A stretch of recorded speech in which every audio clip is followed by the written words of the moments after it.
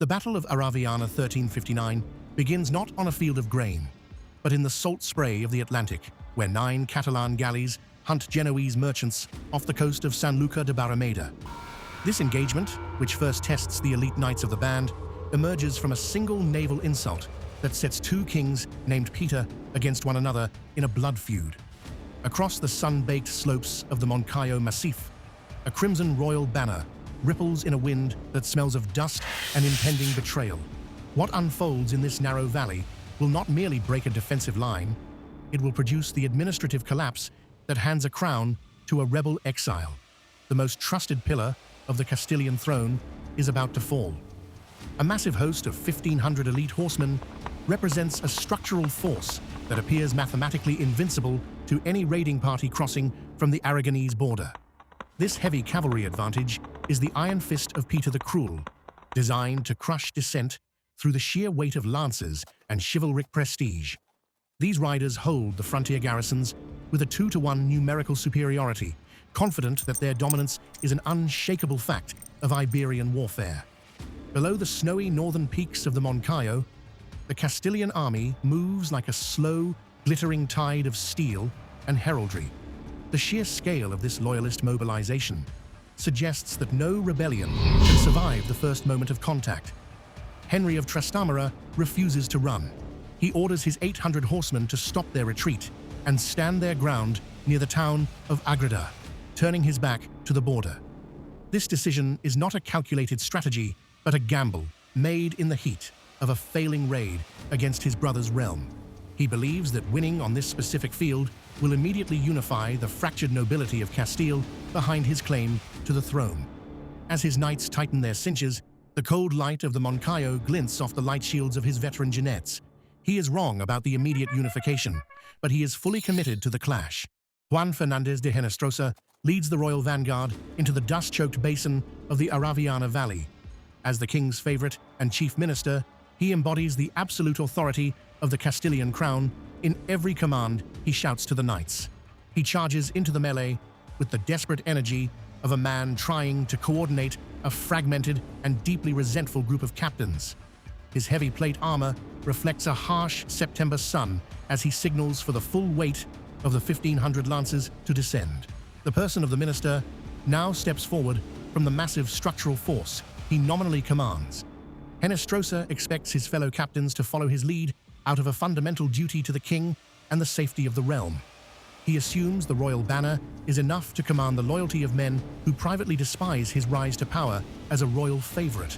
This gap between his expectation of knightly honor and the reality of political malice is the fatal flaw in the Castilian deployment. On a nearby hillock, 700 reserve horsemen sit motionless, their riders watching the dust rise from the valley floor without lowering their own lances. The elite knights of the band are riding into a trap set by their own allies. Henry of Trastámara gives the order for his exile knights to charge directly at the royal banner of Castile. He does not wait for the larger loyalist force to complete its encirclement, or for his own scouts to return from the ridge. This command sets the trajectory of the entire civil war by forcing a head-on collision between 2 versions of the same kingdom. His riders lean forward in their saddles, their shorter stirrups allowing for the sudden, violent bursts of speed characteristic of Iberian light cavalry. The pretender has chosen the moment of impact, and there is no turning back from the strike. The narrow valley of Araviana compresses 2,300 cavalry into a space bounded by steep, aromatic Mediterranean scrub. This terrain acts as a physical obstacle to any hope of a clean maneuver or a tactical withdrawal for the outnumbered rebels. The ground is a hard, packed floor of cereal fields and pastures that amplifies the rhythmic thud of thousands of hooves on the sun-baked soil. Against the grey stone walls of the Moncayo, the Castilian numbers look like a wall of iron that cannot be breached by 800 men. The landscape itself seems to favor the overwhelming force of the loyalist defense. Both sides take their final positions as the dust from the burning town of Olvega hangs in the stagnant air above the valley. The Castilian lancers divide into a vanguard of elite knights and a large, hesitating reserve that remains anchored to the high ground. Opposing them, the Trastámaran exiles form a tight, desperate wedge designed to punch through the center of the royal line before help can arrive. Weapon types vary from heavy northern lances to the light-throwing spears of the frontier genets, who know this terrain intimately. This is the held breath before contact, where the exact deployment determines the survival of a dynasty. The Castilian vanguard intercepts the rebels before they can reach the safety of the border, shattering Henry's original plan of a quick raid and retreat. This first exchange of light spears and charging lances tests the cohesion of both formations under the shadow of the old watchtower. Henry of Trastámara finds his riders trapped against the massif, facing a force twice their size that shows no intention of negotiating. His original strategy has failed, and he must now adapt to a pitched battle that he never intended to fight. Any rebel victory appears impossible as the first lines collide. The Battle of Araviana 1359 fully ignites the moment the Castilian reserve captains refuse the direct order to reinforce the center. This deliberate act of malice leaves the king's favorite isolated as the Trastámaran wedge drives deep into the loyalist formation. The crimson royal banner begins to dip as the melee grows thick with the screech of iron on iron and the cries of fallen horses. Henry commits his entire force to this single, desperate push, despite the crushing pressure from the flanks.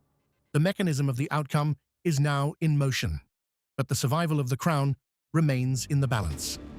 The Trastámaran exiles break the first line of the Knights of the Band through sheer psychological desperation and veteran skill. These men are fighting to reclaim lost lands and titles, driving their horses into the gaps of the faltering royal vanguard. One unit of rebel lancers manages to isolate the royal standard-bearer, cutting the visual anchor of the loyalist army away from its support. The light in the valley is flat and grey as the mechanism of the Castilian collapse begins to reveal itself. Advantage shifts not through numbers, but through the superior morale of men who have nothing left to lose. Juan Fernández de Henestrosa is knocked from his horse and disappears beneath a surge of enemy genets in the center of the press. His fall creates an immediate vacuum of authority that stops the Castilian defense from reorganizing its broken lines. The elite knights around him face an impossible decision: stay and die for a fallen standard or flee before the rebel pincer closes. A sense of dread permeates the loyalist ranks as the disappearance of their commander signals the end of tactical order. The most powerful minister in the kingdom is now just a body in the Araviana mud. Fernando de Castro watches the royal banner fall and realizes that the center of the host has completely disintegrated in the dust. He knows that his fellow captains on the hill have betrayed the mission, yet he tries to rally a final stand near the stone ruins. His command is a gesture of defiance that cannot overcome the structural reality of a disappearing standard and a dead general. The antagonist's fatal assumption that duty would override political hatred is now visibly destroying the last remnants of the loyalist command. He chooses to flee only when the rebel cavalry surrounds his final company. The outcome becomes mathematically inevitable the moment the crimson Castilian royal banner is captured by the Trastámaran exiles. This capture marks the destruction of the fatal assumption that Peter the Cruel's favorites were untouchable on the battlefield. Gonzalo Sánchez de Ulloa, the standard-bearer, lies dead in the cereal fields, and the mechanism of the total rout is complete. The dramatic irony is resolved as the larger army breaks and runs from a force half its size. Within hours, the elite frontier garrisons of Castile cease to exist as a functional military force for the king.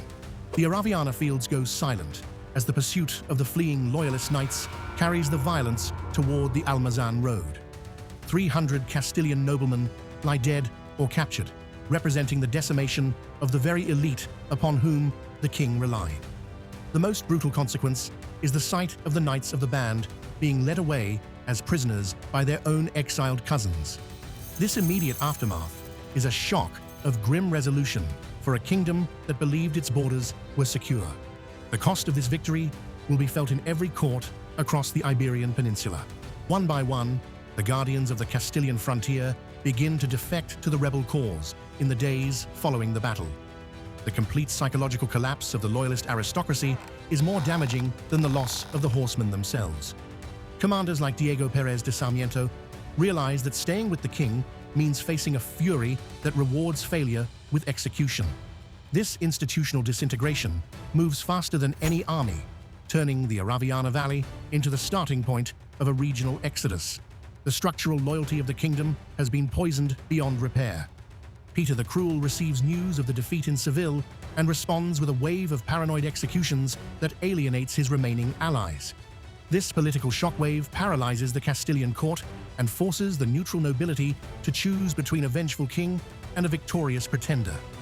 The strategic momentum has shifted permanently toward Henry of Trastámara, who now possesses the legitimacy of a battlefield winner.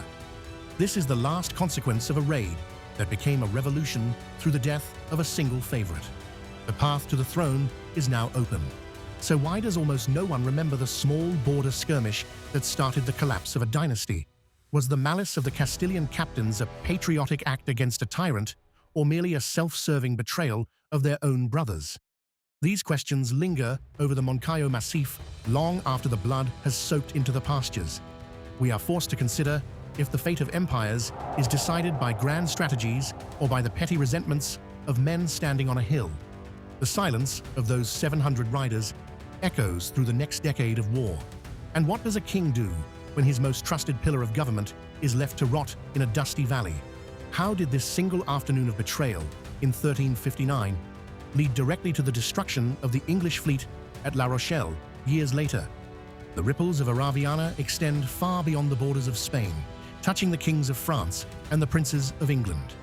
Every search for the roots of the medieval crisis leads back to this hidden field.